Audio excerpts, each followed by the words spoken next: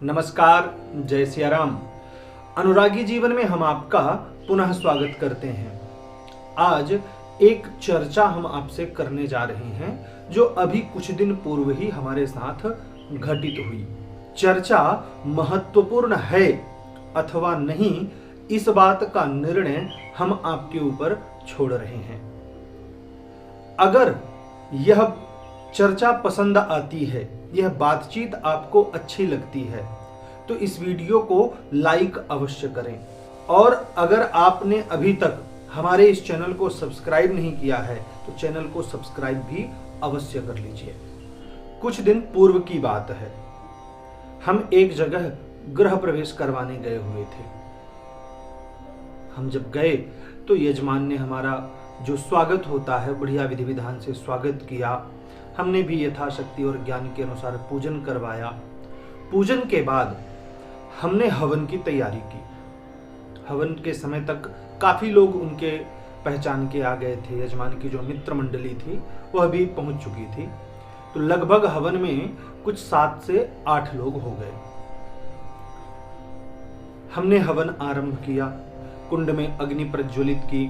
यजमान को हमने आज्य पात्र दे दिया। आज्य पात्र मतलब घी का एक कटोरा होता है जो एक लकड़ी के चम्मच के माध्यम से, जिसे श्रुवा कहते हैं, उस श्रुवा के माध्यम से यजमान जो है अग्नि में घी डालता रहता है। और बाकी लोगों को हमने शाकल्य बनाकर दे दिया। सभी लोग अपने अपने स्थान पर बैठ गए। सब लोगों ने हवन आरंभ कर दिया। हवन करते समय हम मंत्र का पाठ कर रहे थे और मंत्र पाठ करने के पश्चात हम देवता का नाम लेते और उसके अंत में स्वाहा शब्द का उच्चारण करते। हमने अपने सभी यजमानों को बताया था कि जैसे ही हम स्वाहा बोलें उसी समय आपको शाकल्य छोड़ देना है अग्नि में। सभी लोग जो है स्वाहा का बढ़िया उच्चारण कर रहे थे। घर ऐसा लग रहा था जैसे कोई यज्ञ का मंडप हो। आप स्वयं ही परिकल्पना कीजिए कि जब एक छोटे से कमरे में लगभग 10 लोग बैठ करके एक साथ स्वाहा का उच्चारण करें तो उस घर में जो ध्वनि उत्पन्न होगी वो कितनी दिव्य होगी। सभी लोग स्वाहा का बड़े मन से जो है उच्चारण कर रहे थे। हमारी नजर जो है सबके हाथों पर गई। जो लोग सामग्री डाल रहे थे, शाकल्य डाल रहे थे, कोई 2 चुटकी से डाल रहा था, कोई 1 चुटकी से डाल रहा था, कोई एकदम थोड़ा डाल रहा था। इस तरह सभी लोग डाल रहे थे। क्यों डाल रहे थे? क्योंकि हमने सबको जो है एक एक दोने में सामग्री दी हुई थी। सबको ये लग रहा था कि अगर ज्यादा डाल देंगे तो सामग्री खत्म हो जाएगी। यहां तक कि यजमान भी एक एक बूंद ही, मुश्किल से 1 या 2 बूंद ही अग्नि में घी डाल रहे थे। शायद उन्हें भी लग रहा होगा कि जो घी है वह खत्म हो जाएगा। मंत्रोच्चार चलता रहा। सभी लोग स्वाहा का उच्चारण भी करते रहे। अग्नि भी अच्छी प्रज्वलित होती रही। बहुत अच्छा माहौल था। लगभग 25 से 30 मिनट तक हवन चला। हवन समाप्त हो चुका तो परिणाम क्या देखते हैं हम कि सबके हाथ में अभी भी वह दोना है और आधे दोने से ज्यादा उसमें सामग्री भरी पड़ी है। सभी के हाथ में जो दोना था, सभी के हाथ की स्थिति यही थी। यहां तक कि जो हमारे मुख्य यजमान थे, जो श्रुवा के माध्यम से घी की आहुति कर रहे थे, उनके कटोरे में भी आधे से ज्यादा घी भरा पड़ा था। यहां तक तो सब ठीक था। विशेष बात अब आगे होती है।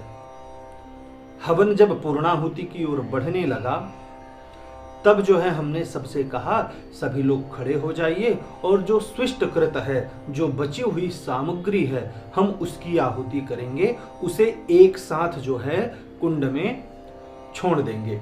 सभी लोग खड़े हुए। स्विष्टकृत होम किया गया, पूर्णाहुति की गई और उसमें बाद में जो बचा हुआ घी था वह भी उसमें पूरा डाल दिया गया। क्योंकि पहले हमने उसमें जो है बराबर मात्रा में सामग्री नहीं छोड़ी, एकदम थोड़ी थोड़ी छोड़ रहे थे। इसका परिणाम क्या हुआ कि जो लकड़ी थी वह आधे से ज्यादा जल गई थी। अब जब हमने स्विष्टकृत होम किया, बचा हुआ सारा होम किया, तब क्या हुआ कि सारी अग्नि बुझ गई। अग्नि बुझने के बाद पूरे घर में जो है धुआं धुआं हो गया। अब उस धुएं में बैठना सबके लिए बड़ा कठिन कार्य था। धीरे धीरे सब लोग जो हैं कमरे से बाहर हो गए। अब बचे हम और यजमान। क्योंकि अभी तक पूजा पूरी नहीं हुई, इसलिए जो है यजमान भी बाहर नहीं जा सकते, हम तो जाएंगे ही नहीं क्योंकि अभी पूजा ही पूरी नहीं हुई। अंततो गत्वा निर्णय यह हुआ कि यजमान भी यहीं बैठेंगे और आचार्य जी भी यहीं बैठेंगे जब तक कि यह अग्निकुंड जो है शांत ना हो जाए, क्योंकि बिल्कुल भी खड़े नहीं हुआ जा रहा था। आरती करना तो असंभव ही था। तो हम वहीं बैठ गए, थोड़ी देर तक बैठे। जब धुआं शांत हुआ तब हमने आरती की। कहानी यहां समाप्त होती है। अब हम कहानी का सार देखते हैं। हमने सबके हाथ में दोना दिया था, सबको दोना भर भर के हमने सामग्री दी। सबको यह कहा भी कि यह संपूर्ण सामग्री इसमें छोड़नी है, परंतु सबने क्या किया, थोड़ा थोड़ा सामग्री डाली। क्यों? क्योंकि उनको लगा होगा कि सामग्री खत्म हो जाएगी, इसलिए थोड़ा थोड़ा डालना ही उचित रहेगा। हम अपने सामान्य जीवन में भी यही कार्य करते हैं, क्योंकि यह हमारी आदत हो चुकी है। हम अपने अंत समय के लिए सब कुछ बचा करके रखे रहते हैं। जिंदगी रूपी पूजा खत्म हो जाती है और हवन सामग्री बची रह जाती है। आपने जो कुछ भी कमाया था वह सब कुछ बचा रह जाता है। हम बचाने में इतने खो जाते हैं कि हमें यह पता ही नहीं चलता कि अंत में यह सब कुछ तो हवन कुंड में ही जाएगा। और अगर समय पर हमने हवन कुंड पे सामग्री नहीं छोड़ी, अगर हमने समय पर सदुपयोग नहीं किया, तो हमारा जीवन धुआं धुआं हो जाएगा। संसार एक हवन कुंड है और जीवन पूजा है। एक दिन सब कुछ जो है हवन कुंड में समाहित हो जाएगा। तो अच्छी पूजा वही मानी जाती है, वही हवन सफल होता है जिसमें हवन सामग्री का सही मात्रा में, सही अनुपात में प्रयोग किया जाए, उपयोग किया जाए। हमारा अर्थ, हमारा धर्म, हमारा काम, सभी कुछ अगर सही मात्रा में, सही समय उपयोग होता है, तभी हमारी पूजा सफल होती है। यह हमने तो केवल एक सार बताया है आपको। हमें पता नहीं यह बात आपको कैसी लग रही है, बात समझ में आई भी है या नहीं आई है। हम अच्छे वक्ता नहीं हैं, परंतु जीवन का यह एक अनुभव है जो हमने आपको बताया। अगर इस वीडियो को लाइक करके आप हमें प्रोत्साहित करेंगे तो इसी तरह के अन्यान्य वीडियो भी आप तक हम लाएंगे, जो हमारे जीवन से घटित होंगे अथवा किसी ग्रंथ का उद्धरण होगा, कहीं का दृष्टांत होगा, जिससे हम उस उपदेश का सार निकाल करके जीवन जीने की थोड़ी सी कला अच्छे से सीख पाएं। आशा करते हैं यह वीडियो पसंद आया होगा।